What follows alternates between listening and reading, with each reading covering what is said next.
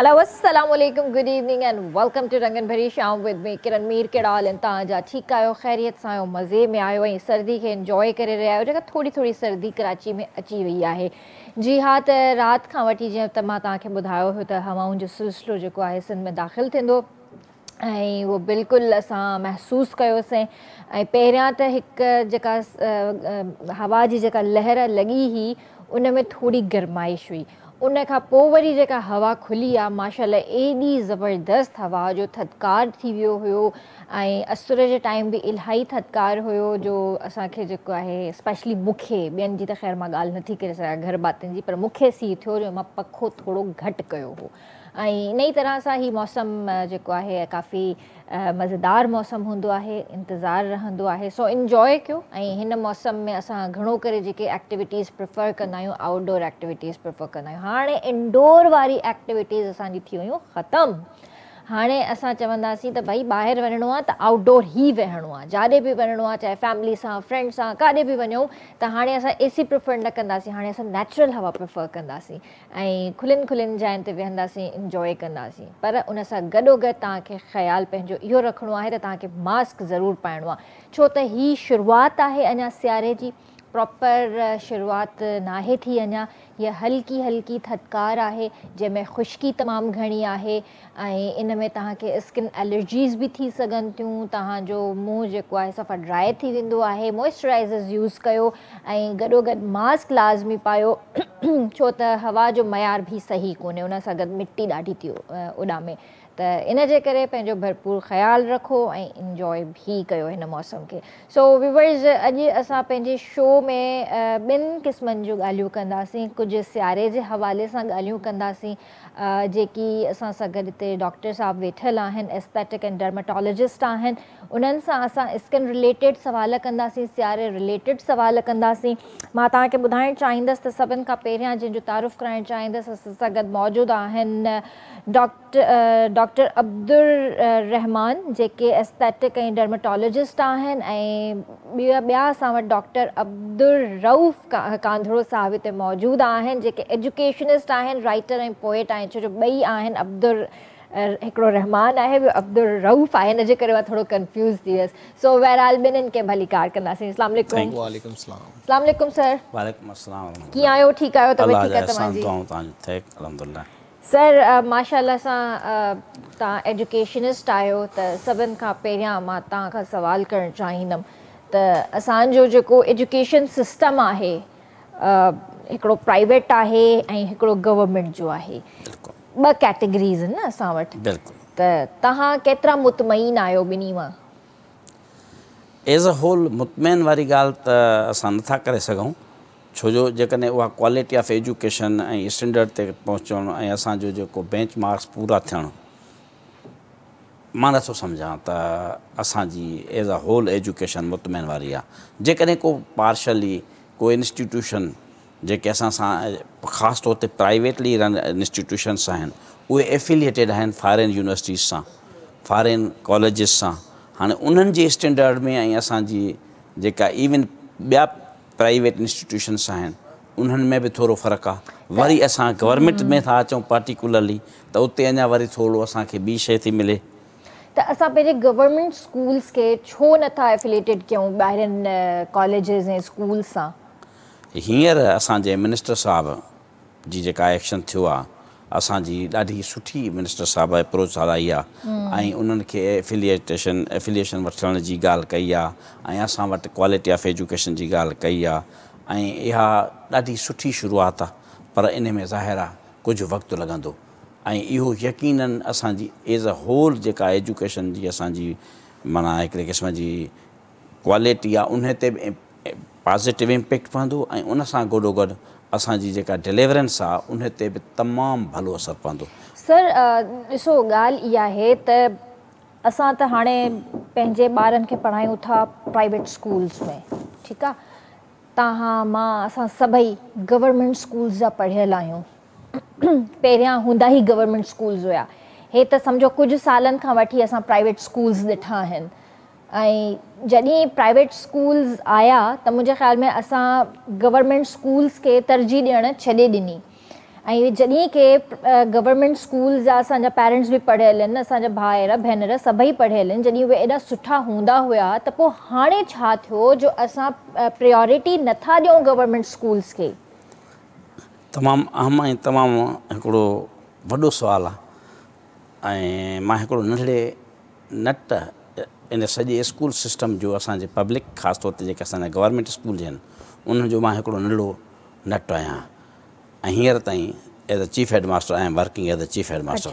त इन ते हिकिड़ो वॾो डिटेल्ड बहस बि करे सघिजे थो, पर जेकॾहिं ओवरऑल इहा ॻाल्हि तव्हांजी ॿ घुमरा न पर 100% सही आहे त असां वटि उहो क्वालिटी यकीननि घटि ई आहे, जंहिंजे करे असां वटि उहा टर्न आउट नथो रहे।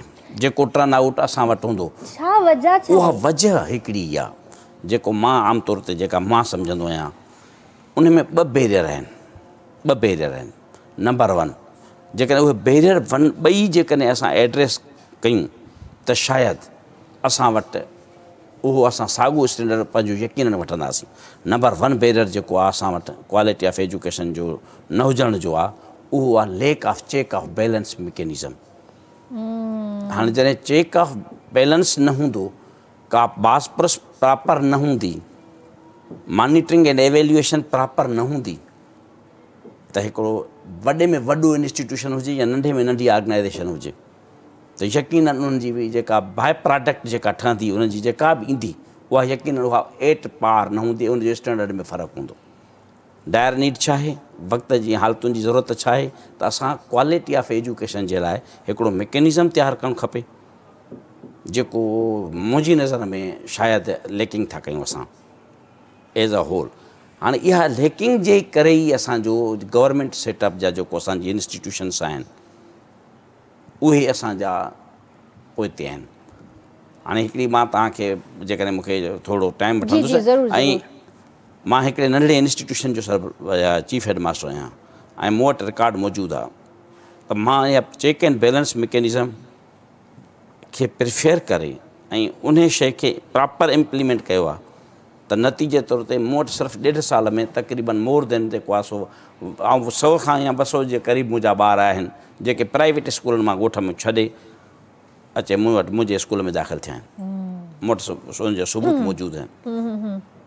इट मीन्स दैट त जॾहिं मूं डिलीवर कयो आहे त मूं वटि उनजी रिज़ल्ट बि अची वई आहे। त हाणे ज़ाहिर आहे उनजो जेको डिलीवरेंस आहे, हर माण्हू ॾिसो हर माण्हू कोन थो चाहे त असांजो हर भरू ॿार वञे प्राइवेट इंस्टीट्यूशन में,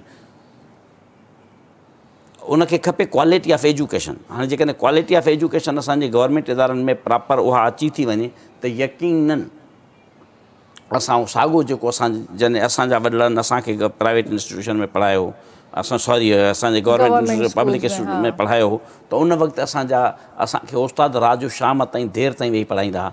कोचिंग जो इन्हनि शयुनि जो को कॉन्सेप्ट कोन हो, ऐं जेकॾहिं कोचिंग हूंदी हुई त बि छा हूंदी, उहो टीचर जेको हूंदो हो पाण चवंदो त बाबा शाम जो अचे मूं वटि घर पढ़ो, ऐं शाम जो हुनजे घर वञी पढ़ंदा हुआसीं।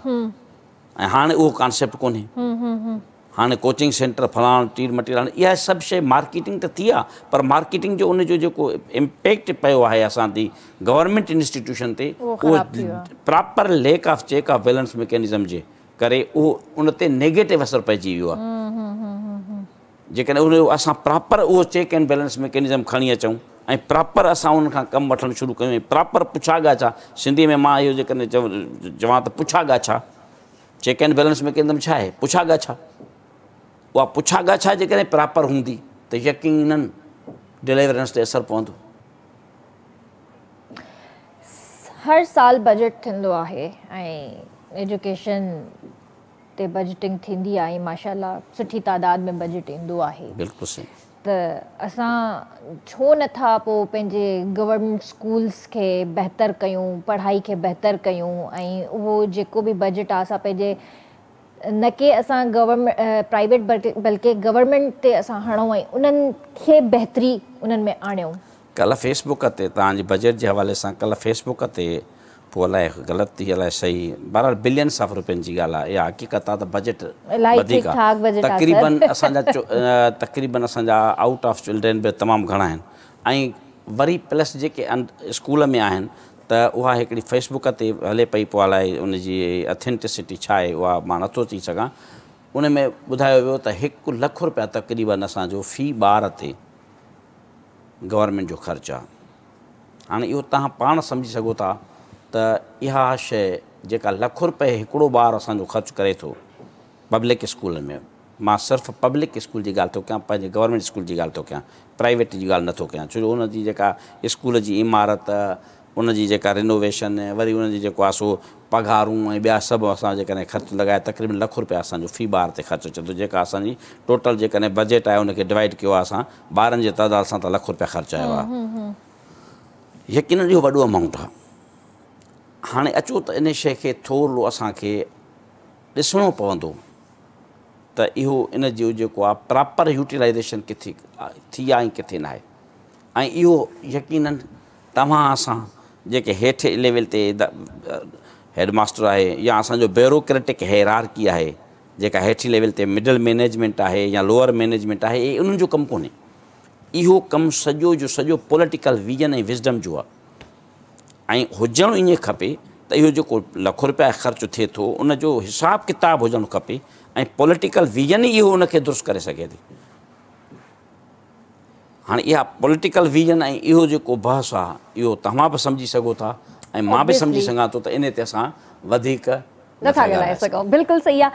ही सर जो किताब आहे एजुकेशन पॉलिसीज़ इन पाकिस्तान, इशूज़ एंड चैलेंजिस इन इम्प्लीमेंटेशन। ही किताब आहे, इन्हनि ते ज़रूरु हिन ते ॻाल्हाईंदासीं, पर थोरी देरि में हिन ते ॻाल्हाईंदासीं। असां सां गॾु डॉक्टर साहब बि वेठल आहिनि। जी डॉक्टर साहब कीअं आहियो? अल्लाह जो करम आहे मैडम, तव्हां ॿुधायो? जी अल्हम्दुलिल्लाह बिल्कुलु ठीकु ठाक। अॼुकल्ह ॾिसो पिया ख़ुशकी आहे ऐं सियारे जी आमद आहे, वेलकम पिया कयूं असां सियारे खे। पर उन खां पहिरियां जीअं त हफ़्तो खनि पहिरियां जेके हवाऊं लॻियूं कराची में, हिकिड़ी डस्टी वेदर हुई, उन में जेका स्किन ख़राब थी सभिनीनि जी, हर कोई रड़ियूं पियो करे त स्किन फाटी पई आहे, एलर्जी थी वई आहे, जेतिरो लोशन हणूं को फ़र्क़ु नथो पए, लोशन ग़ाइबु थी थो वञे। त इन स्किन डैमेज खे असां वरी सां रिकवर कीअं था करे सघूं? अच्छा मैडम, तव्हांजी जेको क्वेश्चन आहे उनखे मां फर्दर ईअं एलोबरेट कंदुसि त स्किन में फंगल इन्फेक्शन अलॻि हूंदो आहे, बैक्टीरियल इन्फेक्शन अलॻि हूंदो आहे। असांजी 90% ऑडियंस खे इन्हनि ॿिन्हिनि जो डिफरेंस ख़बर न आहे।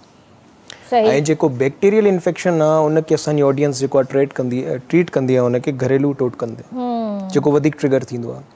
फॉर एग्ज़ाम्पल तव्हांखे फेस एक्नी आहे, फेस एक्नी रियरली जेकी थींदी आहे उहा बैक्टीरिया जे करे थींदी आहे। तव्हांजी फेस जी हाइजीन कोन्हे, तव्हां हाइड्रेट स्किन खे नथा रखो, उनजी वजह खां बैक्टीरिया जेको आहे तव्हांजी स्किन जे मथां अचे थो ऐं उनखे वरी एक्नी जी फॉर्म में ट्रिगर करे थो। त हुन में वरी असांजे जेको आहे सलोन्स काफ़ी वॾो रोल प्ले कंदा आहिनि। फॉर एग्ज़ाम्पल मूंखे हेयर कटिंग कराइणी आहे, फीमेल या मेल ॿिन्हिनि जेंडर में, त आउं हली वेंदुसि कटिंग कराइण जे लाइ, त मां जेके डॉक्टर्स को पॉइंट वठंदुसि न एडवाइस जे लाइ, उहो मां वठंदुसि सैलून वारे को। त यार मुंहिंजी स्किन ॾिस, हे मुंहिंजी डल थी वई आहे, ड्राई थी वई आहे, लो थी वई आहे, यार उहो फलाणो फार्मूलो आहे 1100 रुपये जो ठहंदो, उहो हाणे 3 महीननि में तूं सफ़ा ओके थी वेंदे, 2 महीननि में तूं सफ़ा ओके थी वेंदे। हाणे हुन पर्सन खे इवन स्किन जी डेफिनेशन बि ख़बर न हूंदी आहे। अच्छा, मां tip of the topic start तव्हांखे इहो ॿुधाईंदुसि त कॉस्मेटिक्स ऐं एस्थेटिक्स ॿई अलॻि अलॻि फील्ड्स आहिनि ऐं डर्माटोलॉजिस्ट हिकिड़ी टोटली डिफरेंट फील्ड आहे। एस्थेटिक्स जो मतिलबु इहो हूंदो आहे त अॼुकल्ह ट्रेंड आहे हर जॻह ते aesthetics clinic, skin dermatologist aesthetics clinic, even तव्हांजी गाइनी में बि एस्थेटिक्स अची वियो आहे, यूरोलॉजी जे अंदरि बि एस्थेटिक्स अची वियो आहे। ठीकु आहे, त हिन लफ़्ज़ जो एक्यूरेट मतिलबु छा आहे, डेफिनेशन छा आहे, ऑडियंस खे ख़बर थो हुजे। हिकिड़ी शइ खे अञा वधीक निखारणु, उनखे अञा वधीक ख़ूबसूरत प्रेज़ेंट करणु, उनखे सिंपली चइबो आहे एस्थेटिक्स। ठीकु आहे, त स्किन खे ट्रीट करण जो सभिनी खां मेन पॉइंट इहो हूंदो आहे त माण्हू पंहिंजे जेके स्किन इशूज़ आहिनि उहे डॉक्टर, कॉस्मेटोलॉजिस्ट या एस्थेटिक्स वारे सां डिस्कस करणु रादर देन के मेडिकल स्टोर वारे सां या के सैलून वारे सां। ऐं असां वटि अल्हम्दुलिल्लाह 4 मौसम आहिनि, 4 मौसम जे हिसाब सां असांजी स्किन जेको आहे उनखे रिएक्ट कंदी आहे। कॾहिं असांजी स्किन ऑयली हूंदी आहे, कॾहिं ड्राई हूंदी आहे, कॾहिं हुन में लाइट इचिंग अची वेंदी आहे, रेडनेस अची वेंदी आहे। मेन शइ जॾहिं इहा आहे त असांजे कराची में पॉल्यूशन इलाही वधंदो वञे थो। तव्हां जेके स्टार्टिंग में ॻाल्हि कई त इंसान खे मास्क कंपलसरी आहे त उहो यूज़ करणु घुरिजे, छो जो करे हाणे टॉन्सिलाइटिस हिकिड़ो इन्फेक्शन आहे जेको हींअर एनवायरनमेंट में वधीक एक्टिव आहे, जंहिंजी सभिनी खां वॾी जेकी सैंपल आहे उहा इहा ई आहे त तव्हांजो जेको पैलेट आहे उहो रेड थी वेंदो आहे, तव्हांजे गले जो ज़ाइको तब्दील थी वेंदो आहे, तव्हांखे फेस ते इचिंग या बॉडी ते इचिंग अचणु शुरू थी वेंदी आहे। ठीकु आहे, इहे सॼी शयूं अलामात जेके आहिनि बैक्टीरिया कराईंदो आहे। ऐं फंगल इन्फेक्शन इहा डेफिनेशन हूंदी आहे सिंपली त अगरि तव्हांखे किथे कंहिं बि जुज़ स्किन जे जुज़ ते खारसी थिए थी त उहा खारसी मिठी हूंदी आहे, तव्हांखे खणण में मज़ो ईंदो आहे। तव्हां हिकिड़ो पीरियड तव्हां हुनखे खने खने खने खने खने जॾहिं तव्हांखे इरिटेट कराईंदी आहे, लाइक बर्निंग थियणु शुरू थी वेंदी आहे, तव्हां हुनखे हटाए छॾो, रेडनेस थी वेंदी आहे, ब्लड निकिरणु शुरू थी वेंदो आहे। ऐं प्रीवियस जेको मौसम आहे या हींअर ईंदड़ जेको मौसम आहे इहो 2-3 शयूं काफ़ी कॉमन कराईंदो आहे। हिकिड़ो हूंदो आहे हेयर फॉल, ॿियो हूंदो आहे हेयर लॉस। असांजी ऑडियंस खे हिननि ॿिन्हिनि जे मतिलबु टॉपिक्स जे डिफरेंस जो बि ख़बर कोन्हे। इवन रियरली जेके एस्थेटिक्स डर्माटोलॉजिस्ट आहिनि उन्हनि खे बि रियरली हिननि ॿिन्हिनि शयुनि जो डिफरेंस जो ख़बर न हूंदो आहे। बसि अखियूं बंदि करे उहो ट्रीट कंदा आहिनि, मेडिसिन्स लिखी ॾींदा आहिनि। स्पेशली फीमेल्स में जेको PCOS हूंदो आहे, कॉमन हिकिड़ो डिज़ीज़ आहे, त उन में बि स्किन रिएक्ट कराईंदी आहे, उन में बि हिकिड़ी निकिरी ईंदी आहे। जी बिल्कुलु, उन में बि हेयर लॉस, हेयर फॉल थींदो आहे। त हिकिड़ो बहितरीनु डॉक्टर या बहितरीनु डॉक्टर जो बहितरीनु अमल इहो ई आहे त उहो प्रॉपर पंहिंजे पेशेंट जी हिस्ट्री कलेक्ट करे त आया हिन जी ट्रैवलिंग हिस्ट्री त न आहे, हिन जी को डिज़ीज़ हिस्ट्री त न आहे, हिन जी को लाइक ॿी कोई हिस्ट्री त न आहे, लाइक हेपेटाइटिस C ऐं B वारे जा, रियरली C वारे जा जेका हेयर फॉल बि थींदो आहे, थायराइड बि आहे, थायराइड में बि जी बिल्कुलु। त प्रॉपर हिस्ट्री वठी करे पोइ जॾहिं उहो डिफरेंशियल डायग्नोसिस कढी करे डायग्नोसिस कढंदो, पोइ पेशेंट खे ट्रीट कंदो, हुनखे मैनेज कंदो, त हुन में वधीक मज़ो ईंदो। हाणे अचूं था एस्थेटिक्स ते, त एस्थेटिक्स में असां सभिनी खां पहिरियों टॉपिक जेको अव्हां सां डिस्कस कंदासीं अॼु, उहो हेयर फॉल ऐं हेयर लॉस जो आहे। ॿई शयूं काफ़ी डिफरेंट आहिनि। हेयर लॉस जो मतिलबु हूंदो आहे त तव्हांजा जेके वार ख़तमु थींदा वञनि था, उहो रियरली तव्हांजा जेका रिकवर न थींदा आहिनि। ऐं हेयर फॉल जो मतिलबु इहो हूंदो आहे त तव्हांजो वार जेको आहे जड़ कोन, वार विचां जेको आहे टुटे थो पियो। ऐं कॉमन आहे, असां डॉक्टर्स नॉर्मली चवंदा आहियूं कि 50 खां 100 वार अगरि ॾींहं में किरे थो त हे नॉर्मल आहे। तव्हांखे पंहिंजी न्यूट्रिशन डाइट प्लान खे सुठो रखिणो पवंदो, तव्हांखे पंहिंजे हाइड्रेशन खे वधाइणो पवंदो, तव्हांखे पंहिंजी way of life of modification खे इनहांस करिणो पवंदो। तव्हां ॾिसो तव्हांजी रोटेशन जेकी आहे, वर्किंग आवर्स जी, उहो केतिरी आहे, तव्हांजो कमु केतिरो आहे, तव्हांजी डाइट केतिरी आहे, तव्हां डाइट में छा वठी रहिया आहियो। अमूमन पेशेंट्स असां ॾे ईंदा आहिनि, डॉक्टर साहिबु मां हर शइ खाईंदो आहियां।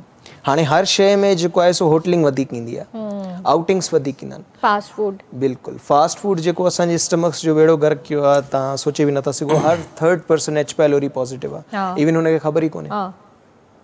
हाणे वापसि असां पंहिंजे टॉपिक ॾे अचूं था त हेयर फॉल ऐं हेयर लॉस जी मैनेजमेंट बेस लाइन में जॾहिं हूंदी आहे त उन में असां मिनॉक्सिल 0.5 90% ऑडियंस यूज़ कंदी आहे, जेके असां हींअर डॉक्टर जेको आहे सो मना कयूं था। तव्हां हुनखे स्प्रे खे कंटिन्यूसली यूज़ कंदो। डिफरेंट जेको आहे सो कंपनीज़ आहिनि, उहो पंहिंजे प्रॉफिट जे लाइ, डॉक्टर्स इवन उन परसेंटेज जी प्रॉफिट जे लाइ तव्हांखे ईज़िली रिकमेंड करे ॾींदा, प्रिस्क्राइब करे ॾींदा। इवन तव्हां अगरि मेडिकल स्टोर्स ते वेंदो या सैलॉन्स ते बि वेंदो, हिकिड़ो इहो वाहिद प्रोडक्ट आहे जेको आउं ब्रांड नालो मेंशन नथो करे सघां, त उहो तव्हांखे ईज़िली रिकमेंड कंदा। बट उन जो ड्रॉबैक इहो आहे, जॾहिं तव्हां उहो स्प्रे यूज़ करणु बंदि कयो त तव्हांजो फ़ौरन जेको आहे हेयर फॉल, हेयर लॉस ॿई थियणु शुरू थी वेंदा। त प्रॉपर मैनेजमेंट, प्रॉपर हिस्ट्री ऐं प्रॉपर एग्ज़ामिनेशन कंहिं बि डिज़ीज़ जे लाइ, इवन कंहिं बि कैटेगरी जो हुजे, कंपलसरी आहे। पोइ इन जो मतिलबु त जेके असांजूं जेके नानियूं, ॾाॾियूं, अम्मियूं जेके असांजूं जेके टोटका जेके कंदियूं हुयूं तेलनि वारा, उहे सही आहिनि न? पोइ उन सां वार घटि में घटि किरनि त कोन था, बैलेंस था रहनि पिया। उन टाइम एंज़ाइटी किथे हुई माण्हुनि में, डिप्रेशन किथे हुयो? उन टाइम जी वाटर जी क्वालिटी ॾिसो, हाणे जी वाटर जी क्वालिटी ॾिसो। 90% तव्हांजे पूरे कराची में टैंकर सिस्टम जेको आहे पाणी सप्लाई थींदो आहे, उनजो तव्हां शावर वठो, बाद में तव्हांजी आइज़ बर्निंग थींदियूं, तव्हांखे पंहिंजे वारनि जे अंदरि चेंजिस, जी बिल्कुलु, तव्हांखे पंहिंजे वारनि में चेंजिस फील थींदा कि मुंहिंजो आहे कि वाल जेको आहे थिन थिए थो या थिक थिए थो। स्कैल्प ऑलरेडी जेको आहे न पंहिंजो ऑयल सीक्रेट आउट कंदो आहे, बिल्कुलु कंदो आहे। त अगरि ऑइलिंग जो मतिलबु इहो न हूंदो असां सॼी राति जेको आहे सो तेल वारनि खे हणी ऐं विहाणे खे बि तेल पीआरो, पंहिंजे वारनि खे बि पीआरो, पाण बि पियो। त बेस्ट स्टैंडर्ड इहो आहे त 2 खां 3 घंटा तव्हां ऑइलिंग कई, उनखे स्टैंडर्ड तरीक़े सां तव्हां कंहिं बि मेडिकेटेड शैम्पू सां वॉश कयो। ऐं फीमेल के स्पेशली मां इहो रिकमेंड कंदुमि या इहो एडवाइस कंदुमि त पंहिंजी जेकी हेयर लाइन आहे, उन जा जेके हेयर स्टाइल्स, जेके बि फीमेल्स जंहिं बि हेयर स्टाइल में रहंदी आहे, उनखे वीकली बेसिस ते या पॉसिबल आहे त डेली बेसिस ते चेंज रखे। छो जे करे वारनि खे अगरि हिकु ई पैटर्न सां तव्हां रखंदा रहंदो त उहो हेयर फॉल ऐं हेयर लॉस कराइण में वरी अञा वधीक आसानी थींदी आहे उन में। अच्छा, जीअं तव्हां ॻाल्हि कई त मतिलबु हेयर फॉल ऐं हेयर लॉस बि आहे, त हींअर असां वटि जेके शैम्पूज़ जेके अचनि था, असां वटि सल्फेट फ्री त शैम्पू आहिनि ई कोन। ऐं हालांकि सभिनीनि शैम्पूज़ जे अंदरि सल्फेट आहे जेको इलाही ख़तरनाक आहे। उन ते बि त असांजा वार डैमेज था थियनि पिया। मां अगेन हिते तव्हांखे ब्रांड्स मेंशन नथो करे सघां, बट तव्हां कंहिं बि डर्माटोलॉजिस्ट डॉक्टर ॾे वेंदो तव्हांखे उहो सल्फेट फ्री शैम्पू ई रिकमेंड कंदो, छो जो करे आया या तो इंटरनेशनल ब्रांड जो हूंदो या नेशनल ब्रांड जो हूंदो, बट मेडिकेटेड हूंदो। हुनजो बि प्रॉपर यूज़ हूंदो आहे। शैम्पू जो मतिलबु इहो न हूंदो आहे तव्हां डेली शैम्पू कयो या अल्टरनेटिव डेज ते शैम्पू कयो। बेस्ट स्टैंडर्ड जेको आहे इंटरनेशनल फॉर्मूलो इहो ई आहे त तव्हां वीक्स में 3 मरतबा स्कैल्प खे शैम्पू कयो। डेली शैम्पू करण जो को सेंस ई न आहे। ऐं प्लस में अगरि को पेशेंट आहे असां वटि आयो आहे हुनजी न्यूट्रिशन डाइट प्लान सुठी न आहे त असां जेको आहे सो मल्टीवाइटामिन हुनखे रिकमेंड कंदा आहियूं। हिकिड़ो प्रॉपर पैटर्न कोर्स हूंदो आहे 3 महीननि जो, जंहिंमें असां हुनखे शैम्पू रिकमेंड कंदा आहियूं, हेयर स्प्रे रिकमेंड कंदा आहियूं, ऑइलिंग पैटर्न ॿुधाईंदा आहियूं। प्लस में असां हुनजी PRP ते बि मां ईंदुसि, वरी हुनजो एडवांस फॉर्म PRGF ते बि मां ईंदुसि। उतां करे पोइ हेयर ट्रांसप्लांट ते असां वेंदासीं, तव्हांखे पैटर्न ॿुधाईंदासीं त एक्यूरेट पैटर्न आहे छा। टोटल ग्रेड्स 4 ग्रेड्स हूंदा आहिनि हेयर लॉस ऐं हेयर फॉल जा। ग्रेड 1 ऐं ग्रेड 2 असां जेको मैनेज कंदा आहियूं असां मेडिकेशन बेसिस ते असां मैनेज कंदा आहियूं। मल्टीवाइटामिन जी बिल्कुलु, मल्टीवाइटामिन्स हूंदा आहिनि। उनखां अलावा ॿिया मेडिसिन्स असांजा हूंदा आहिनि, कैल्शियम जी मेडिसिन्स वग़ैरह ईंदियूं आहिनि, या हेयर्स जूं कुझु मेडिसिन्स वग़ैरह असां उन में प्रॉपर प्रिस्क्राइब कंदा आहियूं। उन सां गॾु गॾु असां ऑइलिंग पैटर्न ॿुधाईंदा आहियूं, असां हुनखे शैम्पू जो पैटर्न ॿुधाईंदा आहियूं त तव्हां शैम्पू कीअं इस्तेमालु कंदो, कहिड़े ब्रांड जो कंदो। ऐं असां वटि सेकेंड विज़िट तव्हांजो कॾहिं ईंदो, पोइ असां जेको मेडिकेशन्स खां पोइ सेकेंड असांजो जेको स्टेज हूंदो आहे उहो असांजे सेक्शन्स असां प्रोसीजर्स ते वेंदा आहियूं। प्रोसीजर्स असां जेको 10 साल पहिरियों तव्हां अगरि चओ त कराची में काफ़ी कॉमन न हुयो, हींअर हर जॻह ते अवेलेबल आहे, दैट्स PRP। तव्हांजो ब्लड असां सैंपल वरितो, उन असां रिच प्लाज़्मा कढियो, उनजो हिकिड़ो पैटर्न ठाहियोसीं असां तव्हांखे PRP जी फॉर्म में स्कैल्प में असां इंजेक्ट कंदा आहियूं। हाणे हुनजो बि एडवांस फॉर्म अची वियो हो PRGF। अच्छा। ऐं हुनजो बि एडवांस फॉर्म हींअर अवेलेबल आहे मीसो। अच्छा। जंहिंमें हेल्दी ग्रोथ फैक्टर्स आहिनि जेके तव्हांजे वारनि खे थिक बि करनि था, तव्हांजे वारनि जो वॉल्यूम बि वधाइनि था, ऐं जेकी हेयर लॉस या हेयर फॉल जी तव्हांजी शिकायत आहे उन्हनि ॿिन्हिनि खे मेंटेन। इहे जेके बि ट्रीटमेंट्स तव्हां ॿुधायो था त छा इहे परमानेंट हूंदियूं आहिनि या कराइबो रहिबो? अच्छा, हिन में तव्हांखे मां इहा मिसाल ॾींदुमि त तव्हां सिविक गाॾी वठी छॾियो, तव्हां अगरि चयो त मां हिन जी मेंटेनेंस न रखंदसि, हिन जो मोबिल ऑइल चेंज न कंदसि, छा उहा गाॾी सही तरीक़े सां हलंदी? न हलंदी। सेम एस्थेटिक्स में, डर्माटोलॉजी में सेम शयूं तव्हांखे मेंटेनेंस जे लाइ हेयर्स ऐं स्किन जी डॉक्टर वटि 3 मंथ खां पोइ या 4 मंथ खां पोइ या 5 मंथ खां पोइ विज़िट करिणो हूंदो। अच्छा। त जीअं हो जेको पैटर्न आहे हुननि जो हेयर्स जो, स्किन जो, उहो पंहिंजो वैसे ही रहे। प्लस में असां न्यूट्रिशन डाइट प्लान पेशेंट खे रिकमेंड कंदा आहियूं वीकली बेसिस ते, मंथली बेसिस ते। त हुन न्यूट्रिशन जे हिसाब सां हुनजी डाइट हूंदी आहे, उनजी केयर हूंदी आहे। अच्छा, असां हुयासीं मीसो ते, मीसो हेयर ग्रोथ फैक्टर्स हूंदा आहिनि, उनखां पोइ हेयर ट्रांसप्लांट असां कंदासीं। हींअर हेयर ट्रांसप्लांट जो अल्टरनेट बि असां वटि अवेलेबल अची वियो आहे।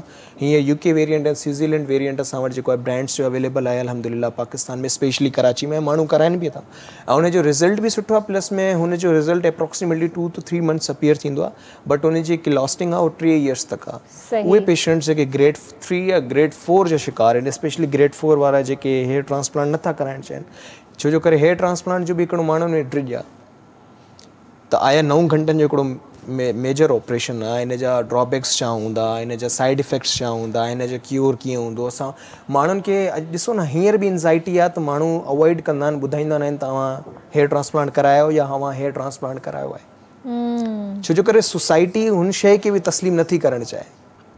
तव्हां अगरि हेयर लॉस सां गॾु आहियो तॾहिं बि तव्हां हिकिड़ो ईअं सम्झो त शिकार आहियो सोसाइटी जो पॉइंट आउट करण जो।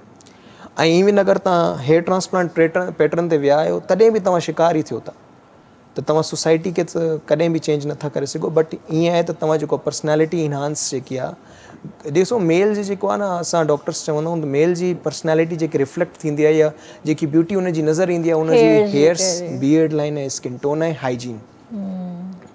मेल रिप्रेज़ेंट ई पंहिंजी हाइजीन ते कंदो आहे, ऐं उनजी हाइजीन जी जेकी रिप्रेज़ेंटेशन आहे उहा उनजी स्किन ऐं हेयर्स आहे। अगरि तव्हां हुन को उहे ॿई इख्तियारात या ॿई हक़ ई फुरे छॾियो त हुन वटि बचियो छा? सही। असांजे 90% हींअर इंटीरियर सीन में तव्हां हलिया वञो मेल्स वटि, इवन तव्हां हुन खां पुछा कयो त तव्हां कहिड़ो फेस वॉश यूज़ कंदा, उहो तव्हांखे ॿुधाईंदा मां लाइफ बॉय मुंहुं ते हणी निकिरी वेंदो आहे, बसि जेको जंहिं साबुण सां तड़के उन सां ई मुंहुं धोईंदो आहे। छो जो करे लैक ऑफ अवेयरनेस आहे। सवाल थींदो आहे असांखो इहो बि त पुराणे ज़माने में त ईअं न हुयो, पुराणे ज़माने में इहे ब्रांड्स न हुया, पुराणे ज़माने में इहे स्टेम सेल्स न हुया, पुराणे ज़माने में डर्मा जो को कॉन्सेप्ट ई न हुयो, बिल्कुलु बि न। बट तॾहिं जी पॉल्यूशन में, तॾहिं जी एनवायरनमेंट में, तॾहिं जी आबो हवा में, ऐं हाणे जी एनवायरनमेंट आहे, हाणे जी आबो हवा प्लस में डाइट आहे, again and again like mention this term diet इलाही घणो वॾो रोल प्ले करे थी। बिल्कुलु सही था चओ। पाणी सभिनि खां पहिरियां त पाणी साफ़ सुथरो हूंदो हुयो उन दौर में। सो इलाही ॻाल्हियूं आहिनि जेके शो में कंदासीं, पर वक़्तु थियो आहे ब्रेक जो। जल्दी हाज़िर था थियूं।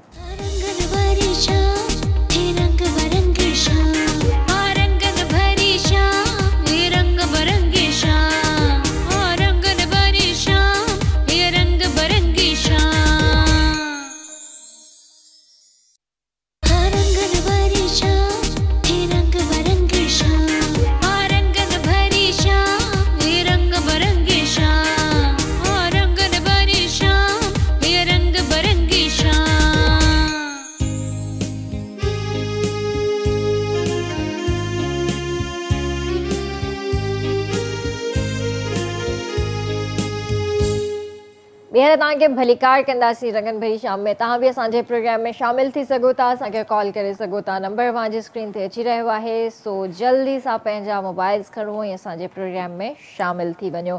जीअं त शाम जो टाइम आहे, मौसम बि मतिलबु सुठो आहे ऐं थधिकार त ख़ैर हाणे त एसी जे करे आहे पर ॿाहिरि त गर्मी आहे। पर सिज लथे खां पोइ हूअं ई मौसमु सुठो थी वेंदो आहे त चांहि जी तलब तमामु घणी थींदी आहे शाम जे टाइम ख़ासि करे। त इन ई करे टपाल मेज़बान असां सां गॾु आहे। सो टपाल मेज़बान सिंध की नंबर 1 चाय वापस लाया है अपने सारिफीन के लिए। सबसे बड़ी कैंपेन टपाल मेज़बान जश्न जमालो।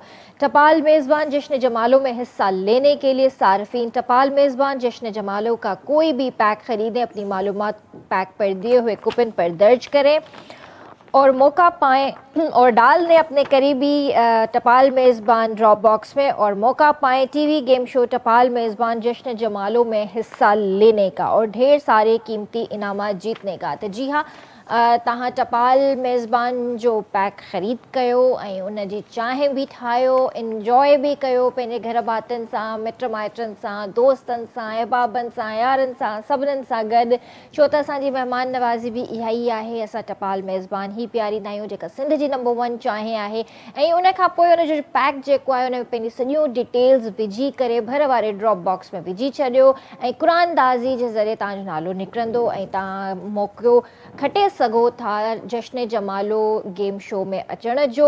ऐं उन में तव्हां गेम्स खेॾी सघो था, तव्हांखे क़ीमती इनाम बि मिलंदा, तव्हां पंहिंजे दोस्तनि सां, फैमिली सां, सभिनीनि सां गॾु अची करे इंजॉय करे सघो था।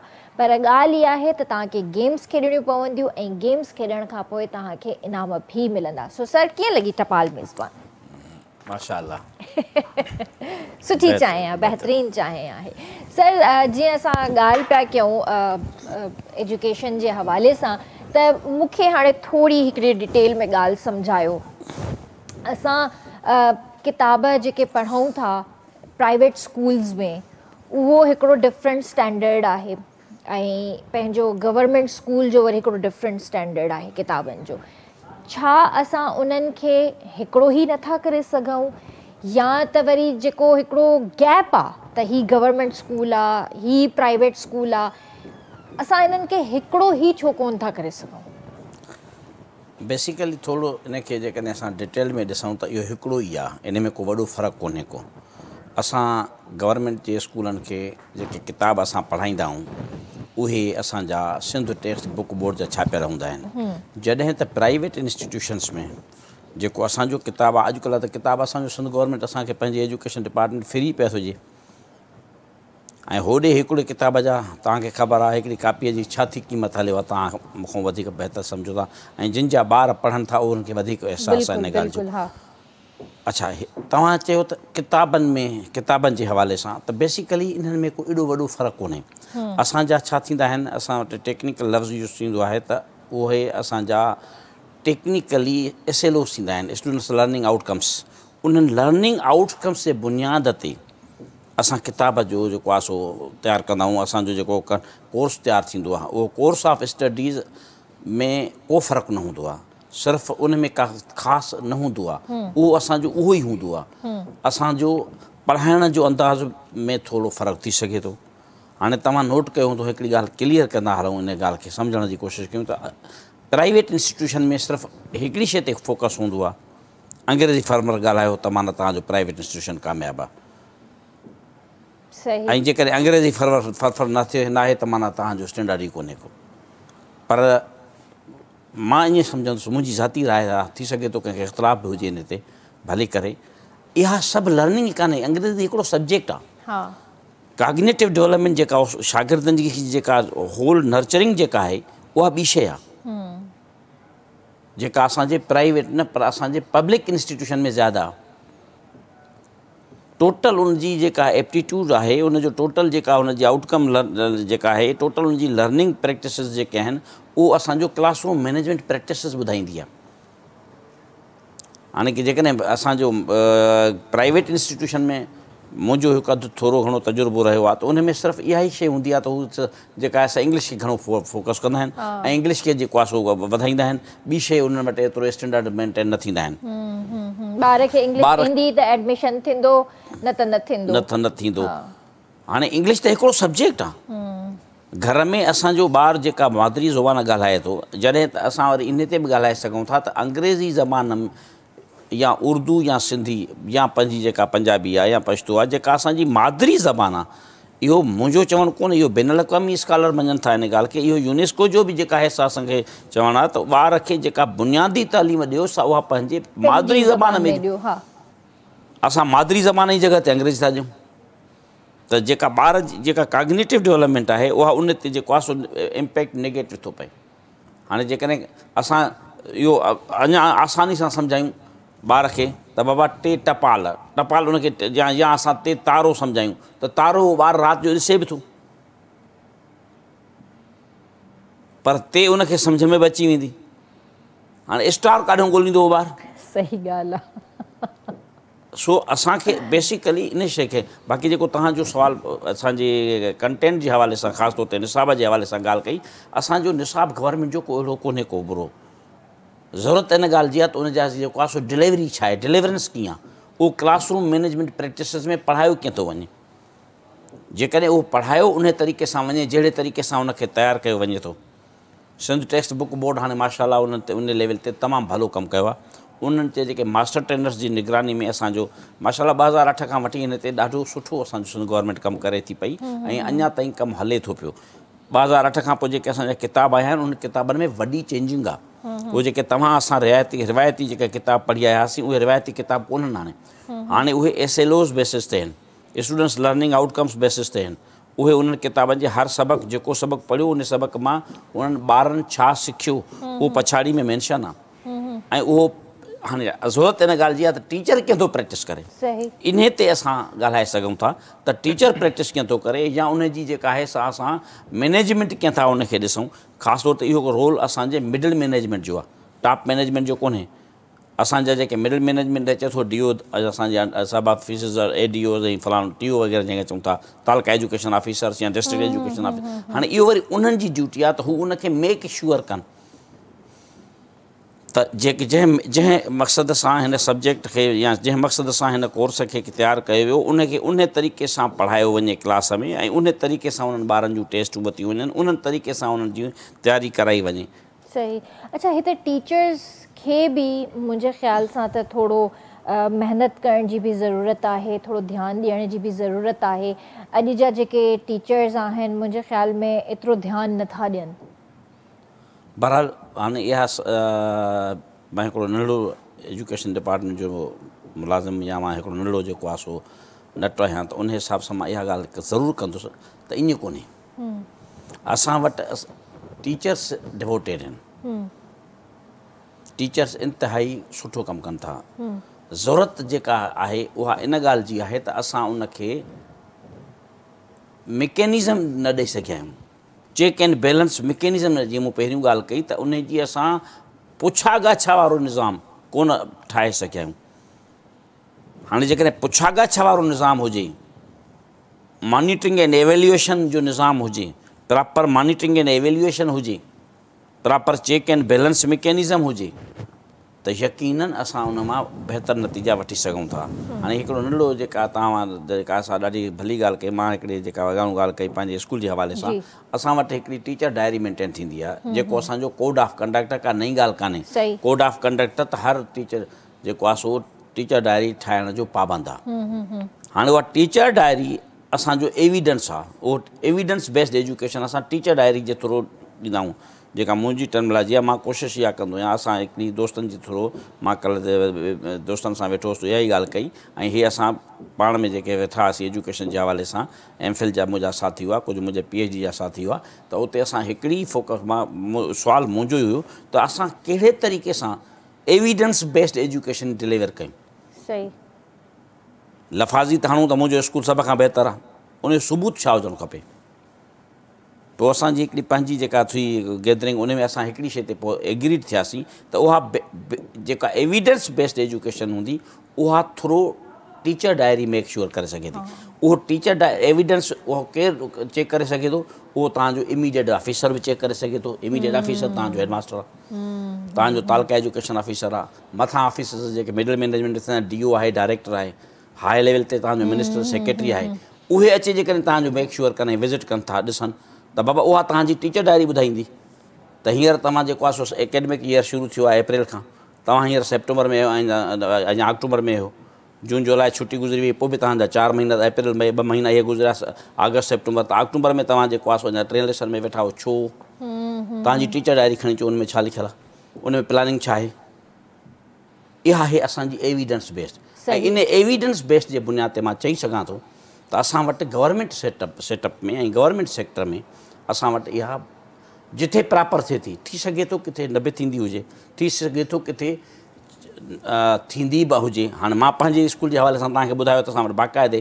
प्रॉपर डायरी चेक थींदी आहे प्रॉपर जेको आहे सो चेक एंड बैलेंस थींदो आहे उनजी मां हफ़्ते में न त घटि में घटि हफ़्ते में 2 दफ़ा मां हर टीचर जी डायरी चेक कंदो आहियां अच्छा वरी तुंहिंजो क्रॉस मैकेनिज़म जेको आहे सो क्रॉस चेकिंग मैकेनिज़म मुंहिंजो बणायलु आहे उन में सीनियर जेके मूं वटि 2-3 टीचर आहिनि उन्हनि खे मां चवंदो आहियां दादा हे असांजो ख़ासि तौर ते मैथमेटिक्स जी हे हफ़्तो असांजो मैथमेटिक्स जो आहे हिन हफ़्ते में असां जेके क्लासिस में मैथमेटिक्स जी प्रैक्टिस थिए थी उहा तव्हां मेक श्योर कयो त डेली जेका असांजी मैथमेटिक्स क्लास में मैनेजमेंट प्रैक्टिस थिए थी ऐं जेको असांजो कोर्स पढ़ायो वञे थो उहो कीअं पढ़ायो वञे थो ऐं प्लस जेको असांजो टीचर डायरी में प्लान थियल आहे उहो as per teacher diary planning थियो थिए या जेको आहे सो हिन में को ड्रॉबैक आहे अच्छा उहे पाण में उस्ताद ई हिक ॿिए जो ॾिसी ॿुधाईंदा आहिनि ऐं अच्छा उन में वरी मां हिकिड़ी लैंग्वेज यूज़ कंदा आहियूं असां पाण में वेही दादा हिते असां सभु भाइर आहियूं साथी आहियूं को असांजो ऑफिसर कोन्हे असां सभु पाण में आहियूं ॿाहिरियों अचे असांखे जो असांखे सम्झाए इन खां बहितर असां पाण में सम्झूं बिल्कुलु सही अचो त असां पाण में असांजो स्कूल कंहिंजो आहे असांजो आहे ॻोठु कंहिंजो आहे असांजो आहे बचा कंहिंजा आहिनि असांजा आहिनि अचो त इनखे डिलीवरेंस ॾियूं सही इन बुनियाद ते अल्हम्दुलिल्लाह हाणे ॻोठ जे जेके असांजा जेके आहिनि माशाअल्लाह उमर मारी ॻोठ आहे क़ाइदाबाद जो उन में असां वटि जेके ॻोठाणा आहिनि उहे ॾाढो एप्रिशिएट कनि था हिन शइ खे ॾाढो असां सां ताउन कनि था उहे वरी ईंदा बि आहिनि अचा ॾिसंदा बि आहिनि पेरेंट्स पुछंदा बि आहिनि ऐं ॾाढो हिकिड़ो भलो माहौल में असांजी जेका आहे सा कोशिशि आहे हले थी जंहिंजे करे मूं ॿुधायो त असां वटि प्राइवेट स्कूलनि जा ॿार अचनि था इहो सिर्फ़ु इन जे करे असां वटि एविडेंस बेस्ड एजुकेशन हले पई ऐं तव्हां टीचर जी ॻाल्हि कई इहे केरु था डिलीवर कनि I am proud of my teachers ऐं उन्हनि जो ई आहे कमु ज़बरदस्त इहा सुठी ॻाल्हि आहे त तव्हां प्राउड फील कयो था ऐं टीचर्स बि आहिनि जेके सुठी महिनत करे रहिया आहिनि ॿारनि खे सुठो एजुकेट करे रहिया आहिनि पर हे हिकिड़ो स्कूल्स वारो जेको हिकिड़ो सेटअप आहे ख़ासि करे प्राइवेट स्कूल्स जो मां उन्हनि खे सर माफ़िया चवंदी आहियां ऐं इहो हिकिड़ो वॾो माफ़िया आहे जेको कमु करे रहियो आहे ऐं ॿी ॻाल्हि इहा त किथे प्राइवेट स्कूल्स आहिनि त किथे गवर्नमेंट स्कूल्स आहिनि पर असांजी कोशिशि इहा ई हुजे त असां पंहिंजे गवर्नमेंट स्कूल खे बि प्रायोरिटी ॾियूं उते बि पंहिंजे ॿारनि खे पढ़ायूं उते बि उन्हनि खे एजुकेट कयूं छो त हींअर गवर्नमेंट स्कूल्स इलाही सुठा थी विया आहिनि उतां जी पढ़ाई इलाही सुठी थी वई आहे शायदि कुझु टाइम न हुई पर हाणे इलाही बहितरी आई आहे इन ते बि ॻाल्हाईंदासीं डॉक्टर साहिबु तव्हां ॿुधायो त जीअं हाणे एस्थेटिक जो कमु थी रहियो आहे जाइ जाइ ते क्लिनिक्स आहिनि त कीअं ख़बर पए त तव्हांजो क्लिनिक बेस्ट आहे या लेट्स सपोज़ सर जो क्लिनिक आहे त सर जो क्लिनिक बेस्ट आहे या मूंखे अगरि कोई चवे थो त किरण तूं वञ तूं फलाणी ट्रीटमेंट कराए त मां कीअं मतिलबु कन्विंस थींदसि अच्छा सर्टिफिकेट्स त तव्हांजे पूरे सिंध में सॉरी टू से पैसा ॾेई अवेलेबिलिटी मिली वेंदी आहे हर टीजे माण्हू वटि अवेलेबल हूंदो आहे एस्थेटिक जो सर्टिफिकेट मेन शइ इहा आहे त उहो जेको माण्हू तव्हांखे ऑपरेट करे थो उहो MBBS आहे बि या न, सही, डर्माटोलॉजिस्ट आहे बि या न, मेन शइ थी आहे। ऐं जंहिं डॉक्टर जे पैनल ते उहो हॉस्पिटल हली रहियो आहे, छा उहो एक्यूरेसी जे हिसाब सां, टाइमिंग जे हिसाब सां पंहिंजी उते OPD हलाए रहियो आहे या न। रियरली सॉरी टू से असां डॉक्टरनि जी बि इहा कोताही आहे त असां पंहिंजा जेको आहे सो वैलिडिटी सर्टिफिकेट्स ॾेई छॾींदा आहियूं कंहिं बि क्लिनिक के, सैलून जे यूनिट के, त बाबा आऊं तव्हां वटि हफ़्ते जो हिकु ॾींहुं OPD कंदुसि। हाणे डॉक्टर ईंदो आहे हफ़्ते जो हिकु ॾींहुं, बाक़ी जा 6 ॾींहं केरु ॾिसे थो मरीज़नि खे, पेशेंट्स खे केरु ॾिसे थो, टेक्नीशियंस। ओए होए होए होए, अच्छा। हिन जे हवाले सां बि जेको आहे सो हींअर PMDC काफ़ी स्ट्रिक्ट एक्शन खयो आहे। अप्रोक्सीमेटली 38 क्लिनिक्स असांजा कराची में इन रीज़न जी वजह को सील थिया आहिनि। हाणे हिन में असां डॉक्टर्स जी बि जेको आहे सो ड्रॉबैक वञे थो त जेको ट्रस्ट पेशेंट जो आहे न उहो असांजे मथां बि क्रैक थिए थो, ज़ाहिर थींदो, ऐं पेशेंट जो जेको ट्रस्ट आहे उहो असां को बि ख़तमु थींदो वञे थो। त बहितर इहो ई आहे त तव्हां जेको आहे सो पहिरीं ॻाल्हि थी आहे त तव्हां रिज़ल्ट्स अंडरस्टूड आहे। हाणे मूंखे रिज़ल्ट्स मिलंदा त मां तव्हां ॾींदुमि। अच्छा, हिकिड़ी ॻाल्हि मां ऐड कंदो हलंदुसि, 1 मंथ जे अंदरि कॾहिं बि डर्मा जो वारा रिज़ल्ट्स न मिलंदा आहिनि अगरि हुन क्रीम में या हुन प्रोडक्ट्स में स्टेरॉइड्स न आहिनि। अच्छा, अगरि छा इन्हनि में स्टेरॉइड्स हूंदा आहिनि? जी बिल्कुलु। मां तव्हांखे सेटिस्फाई करण जे लाइ तव्हांखे जेको आहे सो सडन रिज़ल्ट ॾियण जे लाइ जेको आहे सो स्टेरॉइड्स वारी क्रीम तव्हांखे प्रिस्क्राइब कंदमि, तव्हां हफ़्तो इस्तेमालु कंदो, तव्हां चवंदो डॉक्टर इहो आहे। पोइ डर्मा छा जो थियो जॾहिं तव्हांखे स्टेरॉइड? मां उहो ई तव्हांखे अर्ज़ु कंदा थो त मूंखे तव्हांखे सेटिस्फाई करणो आहे शॉर्ट टर्म में, तव्हां लॉन्ग टर्म जे लाइ मूं वटि अचो ई नथा। पोइ मूंसां जेको आहे तव्हां गद्दारी था कयो, पर मुंहिंजी स्किन सां तव्हां खेॾो था पिया। छा आहे जो पेशेंट जो जेको आहे लॉन्ग टर्म मैनेजमेंट जो प्लान हूंदो ई न आहे।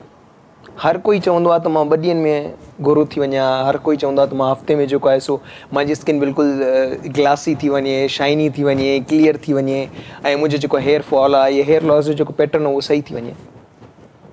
त ॾिसो न, हे शयूं पाकिस्तान में ठहनि थियूं तो सेल थियनि थियूं न। जॾहिं मैन्युफैक्चरिंग हिते ख़तमु थींदी त पोइ डॉक्टर्स बि अवॉइड कंदा लिखण ते, छो जे करे मैंटेलिटी जेकी आहे न पेशेंट जी उहा बि हिन जे मथां ई ठहियलु आहे। अगरि डॉक्टर जी बि रिस्पॉन्सिबिलिटी आहे, मां तव्हांखे पहिरीं टाइम को सम्झाईंदो अचां थो त मैनेजमेंट प्लान जेको आहे डॉक्टर जेको लिखे थो पियो उहो पेशेंट खे सम्झाए बि गॾु में त बाबा हे दवायूं मां प्रिस्क्राइब कयां थो, हिन जो रिज़ल्ट तव्हांखे 3 महीननि खां पोइ मिलंदो। जीअं मां तव्हांखे एग्ज़ाम्स जो ॿुधायो त 3 महीननि खां पोइ हुननि जो रिज़ल्ट ईंदो आहे ऐं हुनजो जेको रिज़ल्ट वैलिड हूंदो आहे अप्रोक्सीमेटली 3 इयर्स ताईं। मिनॉक्सिल अगरि तव्हां अॼु राति जो हणो था, सुबुह जो तव्हांखे माइनर डिफरेंस विदिन 1 वीक जे अंदरि फील थियणु शुरू थी वेंदो। तव्हां जॾहिं हुनखे स्टॉप कयो त तव्हांजो जेको आहे वापसि पैटर्न उहो ई थी वेंदो जेको स्टार्टिंग में हुयो। त बीइंग अ डॉक्टर इहो मुंहिंजी फील्ड सां गॾु मुंहिंजी लॉयलिटी प्रेज़ेंट करे थो त मां पंहिंजी फील्ड सां गॾु केतिरो लॉयल आहे, प्लस में पेशेंट सां गॾु केतिरो लॉयल आहे। त मां हुनखे काउंसल कयां, मां हुनखे सम्झायां मेडिसिन्स जे बारे में। त बाबा सॉरी टू से अॼु जे दौर में मुंहिंजे ख़्याल सां त जेके हींअर क्लिनिक्स खोले वेठा आहिनि, तव्हांखे नथी चवां पई, ॿिया जेके माण्हू वेठा आहिनि उहे पंहिंजे कम सां लॉयल ई न आहिनि ऐं हू सिर्फ़ु पैसे कमाइण जे चकर में मतिलबु अहिड़ो कमु था कनि पिया जो मां पेशेंट्स ॾिठा आहिनि। मां इलाही अहिड़ियूं छोकिरियूं ॾिठियूं आहिनि, मां स्टेटस वग़ैरह ॾिसंदी आहियां, मां सोशल मीडिया ट्रोल कंदी रहंदी आहियां, ॾिसंदी आहियां बाक़ाइदा लिटरली छोकिरियूं ट्रीटमेंट खां पहिरियां जेके हूंदियूं, ट्रीटमेंट खां पोइ त सफ़ा हिकिड़ी जोकर थी वञनि पियूं। अच्छा, हुनजो बि इहो ई आहे त जेके डॉक्टर्स मोस्टली आहिनि उहे ट्रेनिंग्स अवॉइड कंदा आहिनि, छो जे करे ट्रेनिंग्स काफ़ी कॉस्टली हूंदियूं आहिनि। त उहो जेको आहे सो प्रैक्टिस को अलावा ई तव्हांजे मथां प्रैक्टिस करणु शुरू कंदा आहिनि। उनजे मथां बि PMDC काफ़ी स्ट्रिक्ट एक्शन खयो आहे। इहो जेको लेटर निकितो आहे इन हवाले सां निकितो आहे। अच्छा, डॉक्टर्स जी बि इहा रिस्पॉन्सिबिलिटी आहे ऐं ज़िम्मेदारी आहे त ट्रायल मैनेजमेंट जेकी आहे न उहो कंहिं बि पेशेंट जे मथां न करनि, रादर देन उन्हनि जा अगरि कोर्सिस न आहिनि थियल। छो जे करे हींअर फाइनेंशियली क्राइसिस हर 3rd पर्सन जेको आहे सो फेस करे थो। त डॉक्टर बि इहो ई चाहींदो आहे त मां शॉर्ट टर्म में केतिरो वधीक कमाए सघां थो ऐं पंहिंजी फैमिली खे जेको आहे फाइनेंशियली सपोर्ट करे सघां थो।